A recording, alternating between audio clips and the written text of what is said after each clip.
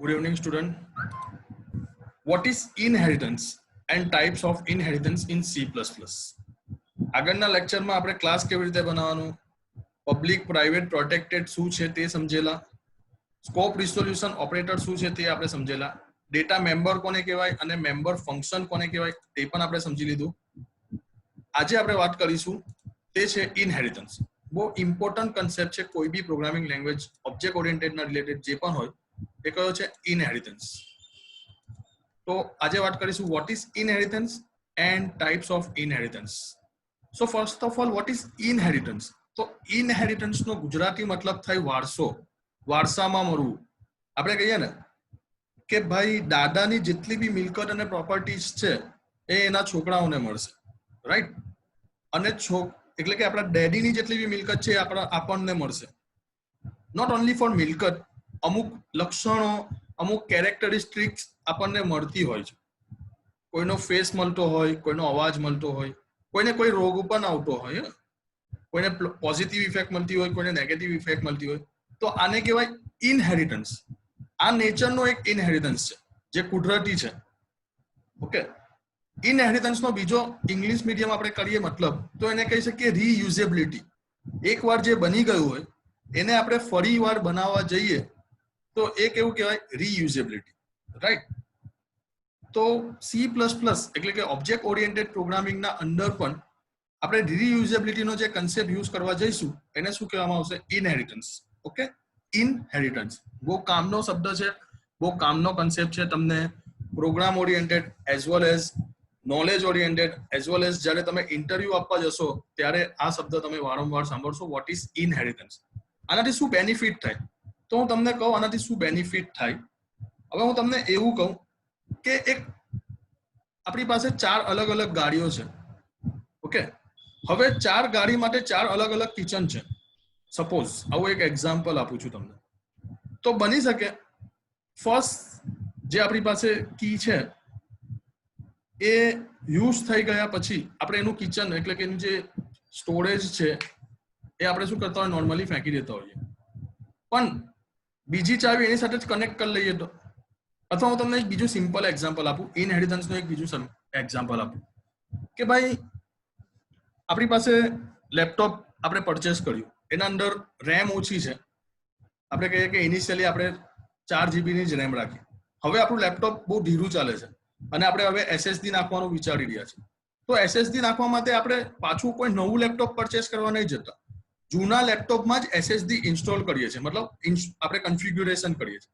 That means જે જૂનું છે એના અંદર આપણે નવું એડ કરીએ છીએ અને હવે નવું લેપટોપ ગણાશે જે SSD વાળું હશે, રાઈટ? એટલે આપણે શું કહીએ છીએ, એક ક્લાસ છે એને બીજા ક્લાસમાં યુઝ કરીશું તો એ થઈ ગયું વન કાઇન્ડ ઓફ ઇનહેરિટન્સ. તમને એક સિમ્પલ અને સોબર એક્ઝામ્પલ આપું તો આપણે વ્હીકલની વાત કરીએ, ગાડીઓની. તો શરૂઆતમાં કેવી ગાડી આવતી હતી? તો સ્કૂટર, બજાજના જે સ્કૂટર આવતા હતા. તમને નહીં ખબર હોય, તમારા ડેડી સાથે તમે ડિસ્કસ કરી શકો. બજાજના સ્કૂટર બહુ પોપ્યુલર હતા. ધીરે ધીરે એમાં અપડેટ આવી ગયું, પછી એ બાઇકમાં આવી ગયું. બાઇકના અંદર બી અપડેટ આવી ગઈ ને એ સ્પોર્ટ્સ બાઇક કહેવાતી લઈ ગઈ, રાઈટ? તો આ શું થઈ ગયું? અપડેટ. ધેટ મીન્સ એ લોકોએ જૂનાનો તો યુઝ કર્યો અને જૂનાના અંદરથી શું બનાવ્યું? નવું. નવાના અંદર શેનો યુઝ કરે છે? જૂનું. ધેટ મીન્સ જે જૂનું છે એનો યુઝ કરીને નવું કંઈક બનાવીએ તો એને કહેવાય ઇનહેરિટન્સ. આપણે થિયરી પોર્શન પ્રમાણે જોઈએ અને એનો આ પ્રેક્ટિકલ પ્રોગ્રામ પણ જોઈશું એટલે તમને વધારે સમજ પડે.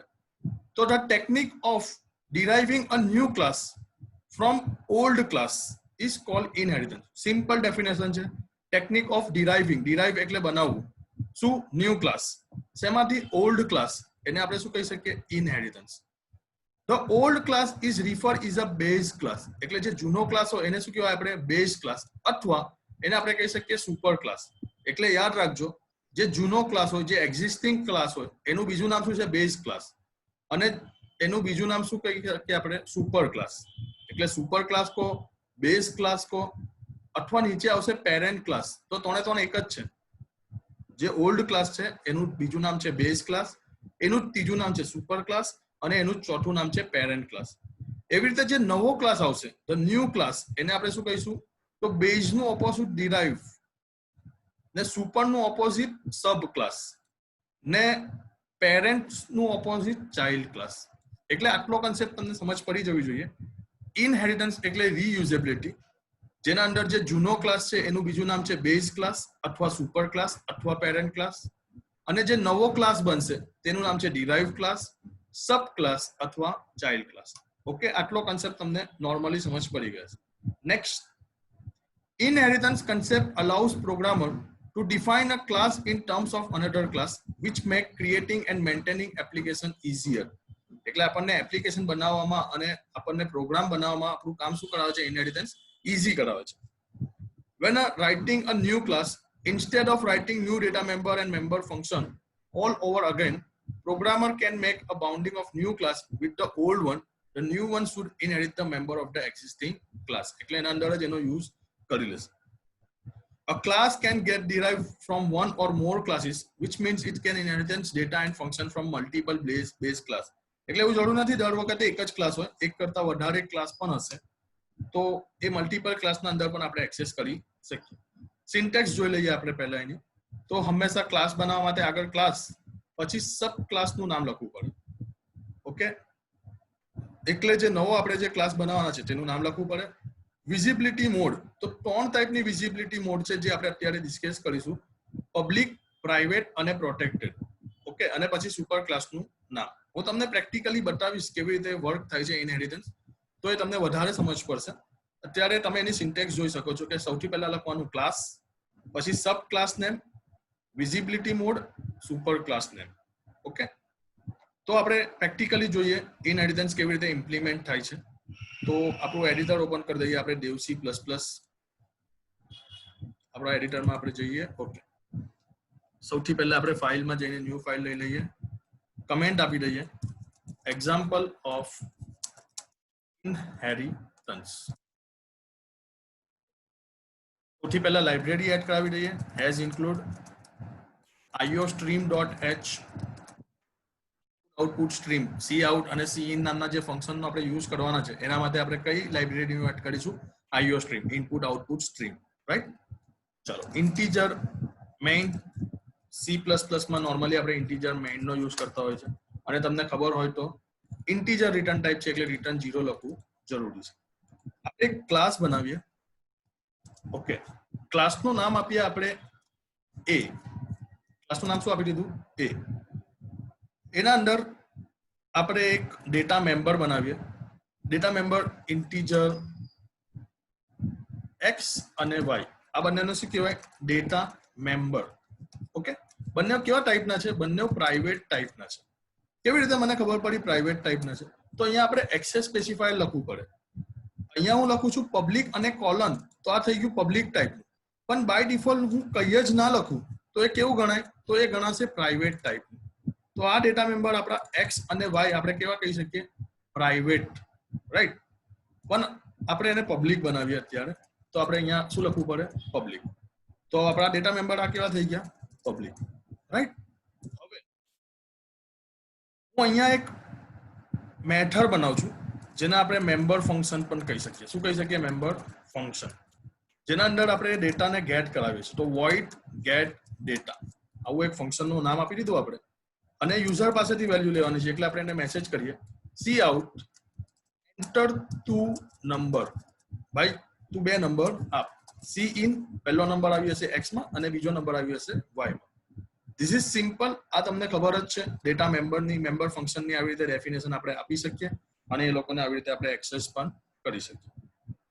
હવે હું એક ડિસ્પ્લે નામની મેથડ બનાવું છું, વોઇડ ડિસ્પ્લે, અને આપણે જે વેલ્યુ આપીએ તે પ્રિન્ટ કરાવીએ છીએ. તો cout value enter by user is, પહેલી યુઝરે કઈ વેલ્યુ આપી તે પ્રિન્ટ કરાવીએ, એટલે અહીંયા આવી હશે એક્સ, અને બીજી યુઝરે કઈ પ્રિન્ટ કરાવી તે વેલ્યુ પ્રિન્ટ કરવા માટે અહીંયા શું આપી દઈશ? વાય. રાઈટ, વસ્તુ છે, તમને ખબર છે. આઉટપુટ નવી લાઈનમાં લાવવા માટે અહીંયા હું /n આપી દઈશ, ઉપર પણ /n આપી દઈશ. અત્યારે આપણે ઇનહેરિટન્સનો યુઝ નથી કર્યો. રાઈટ, આપણે હવે ઓબ્જેક્ટ બનાવીએ. તો ઓબ્જેક્ટ બનાવવા માટે તમને ખબર છે ક્લાસનું નામ અને પછી આપણે જે ઓબ્જેક્ટનું નામ આપવું હોય તે આપી શકીએ. તો આપણા ક્લાસનું નામ છે એ અને ઓબ્જેક્ટ બનાવીએ છીએ A1. રાઈટ, હવે આ તો આપણે ઓબ્જેક્ટ બનાવ્યું. આપણે મેથડ ને કોલ કરવું હોય તો શેનો યુઝ કરવો પડે? ડોટ ઓપરેટરનો. તો a1 ડોટ કઈ મેથડ નો યુઝ કરવાના છે? તો ભાઈ ગેટ ડેટા મેથડ નો યુઝ કરવાના છે, રાઈટ? એટલે આને કોલ કરશે get underscore data છે, હમ, મેમ્બર ફંક્શન નું નામ. અને બીજી મેથડ નું નામ શું છે? a1 dot display. પ્રોગ્રામને સેવ કરીએ, પ્રોગ્રામને સેવ કરીએ. p14 dot cpp extension dot cpp નહીં આપીશું તો ચાલશે. p14 નામથી આપણે એને સેવ કરી દઈએ. પ્રોગ્રામને કમ્પાઇલ કરીએ. ઓકે, એક એરર આવી ગઈ કે ભાઈ IOStream માં .h લખવાની જરૂર. અચ્છા હા, અહીંયા આપણે શું લખવું પડે? Using namespace std. Turbo C માં નહીં લખો તો ચાલશે, પણ dev c++ માં લખવું પડે.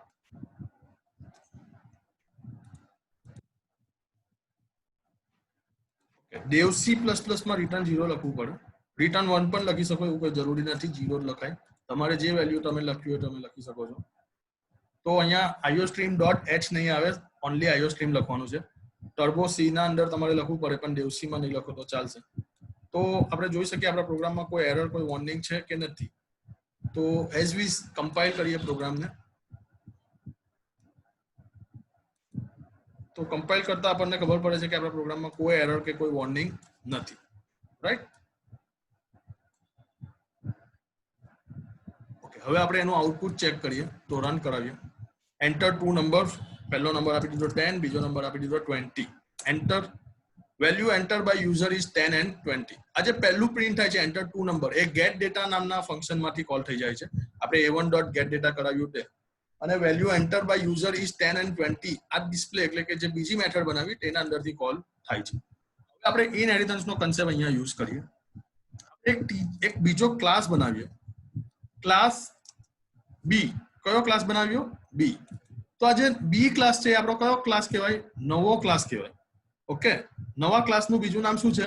તો આપણે કહી શકીએ નવા ક્લાસનું બીજું નામ છે derived class, right?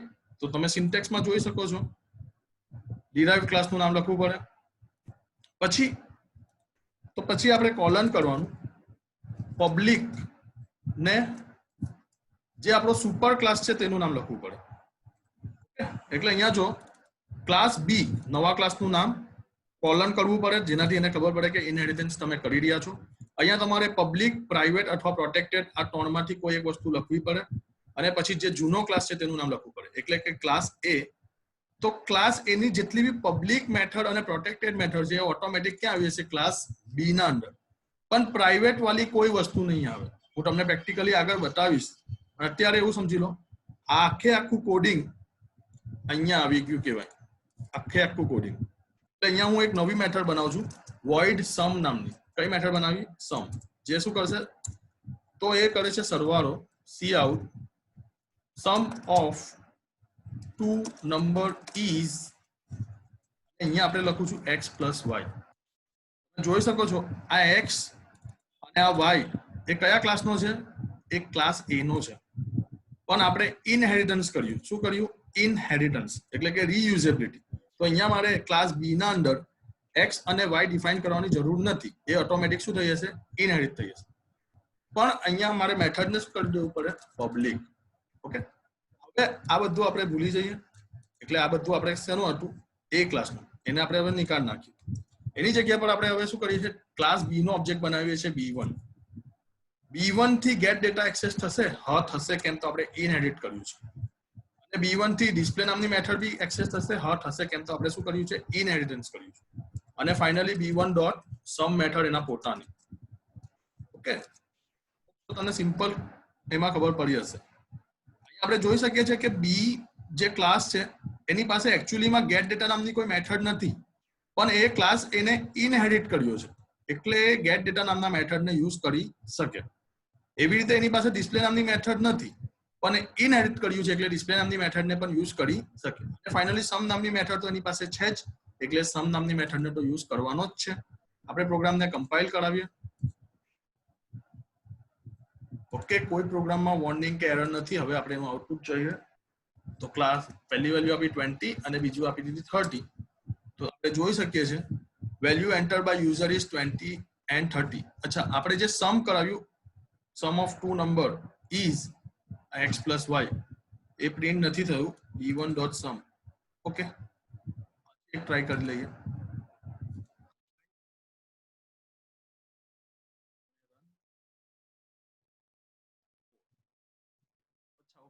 Slash n આપીએ, એકચ્યુઅલી પ્રિન્ટ થાય છે એક જ સ્ટેટમેન્ટમાં પ્રિન્ટ થઈ જાય છે, તો અહીંયા આપણે એને સ્લેશ એન આપી દઈએ નવી લાઈનમાં પ્રિન્ટ કરવા માટે. તો હવે આપણે એને કમ્પાઇલ કરાવીએ. કમ્પાઇલ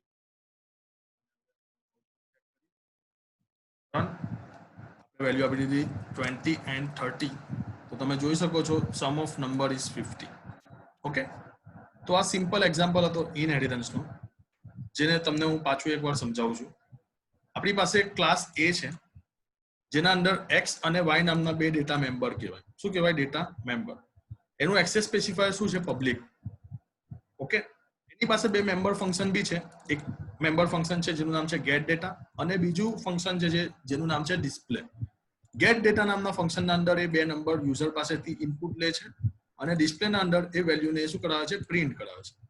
હવે આપણે ક્લાસ એક નવો બનાવીએ છીએ બી, જે ઇનહેરિટ કરે છે એ ક્લાસને. કયા ક્લાસને? એને. તો એનું જેટલું બી પબ્લિક એક્સેસ સ્પેસિફાયર છે, એટલે કે આ બધું જ કોને મળી જશે? ક્લાસ બી ને. પ્લસ ક્લાસ બી નું પોતાનું શું છે? તો સમ નામની મેથડ છે. અને ફાઇનલી આપણે મેઇન મેથડના અંદર બી ક્લાસનો ઓબ્જેક્ટ બનાવીએ છીએ b1, અને એના b1 થી ગેટ ડેટાને પણ કોલ કરાવીએ છીએ, b1 થી ડિસ્પ્લેને પણ કોલ કરાવી દઈએ છીએ, અને b1 થી સમ નામની મેથડને પણ કોલ કરાવી દઈએ છીએ. આ બધું પોસિબલ થયું પબ્લિક એક્સેસ સ્પેસિફાયરના લીધે. જો હું આ નહીં લખું તો બાય ડિફોલ્ટ એ શું ગણાય? પ્રાઇવેટ. પબ્લિકની જગ્યા પર શું ગણાય? પ્રાઇવેટ. અને હવે જો આપણે પ્રોગ્રામને કમ્પાઇલ કરવાની કોશિશ કરીએ તો આપણને તરત એ એરર ડિફાઇન કરશે. તો આ એરર શું છે? આ એરર એવું કહે છે કે ભાઈ તમે પ્રાઇવેટ મેમ્બરને એક્સેસ કરી શકતા નથી. પ્રાઇવેટ વસ્તુનો ઓબ્વિયસલી છે આપણે ઇનહેરિટ કરી શકીએ નહીં.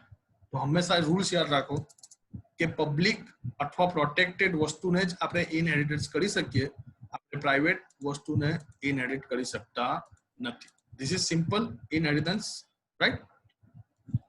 તો આપણે થિયરીમાં પાછા આવી જઈએ. આપણે જોયું તેમ વિઝિબિલિટી મોડ 3 ટાઈપની છે, જેને આપણે ડિટેલમાં પછી સમજીશું. પહેલા આપણે જોઈ લઈએ ટાઈપ્સ ઓફ ઇનહેરિટન્સ. તો C++ 5 ટાઈપની ઇનહેરિટન્સ પ્રોવાઈડ કરે છે.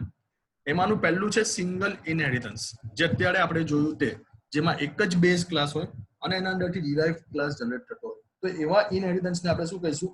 Single inheritance, right?